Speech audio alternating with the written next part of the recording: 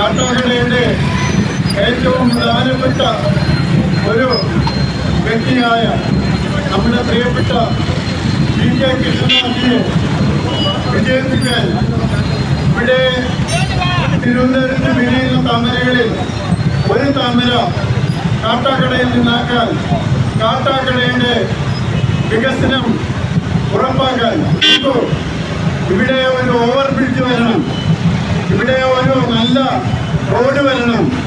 എത്രയോ വർഷമായിട്ട് കാട്ടാക്കട ഇങ്ങനെ നീങ്ങി കഴിയുകയാണ്. അതെല്ലാം മാറ്റി കാട്ടാക്കടയെ നല്ല വികസിതമായ ഒരു നഗരമാക്കി മാറ്റുവാൻ നമ്മുടെ BJPയുടെ NDAയുടെ സ്ഥാനാർത്ഥി ശ്രീ PK കൃഷ്ണദാസിക്ക് എല്ലാവരും വോട്ട് ചെയ്യണം. ഇപ്പോഴുണ്ടായ ചെറിയ അസൗകര്യങ്ങൾ പോലെ നമ്മൾ ജാഥ തുടങ്ങുന്നതിന് പോലും മുമ്പ് അസൗകര്യം ഉണ്ടായി, അതിന് ഞങ്ങൾ തീർച്ചയായിട്ടും ഖേദിക്കുന്നു. പക്ഷേ ഇതിനുള്ള പരിഹാരം എന്ന് പറയുന്നത് നല്ല വലിയ റോഡുകളും ഓവർ ബ്രിഡ്ജുകളുമൊക്കെയാണ്.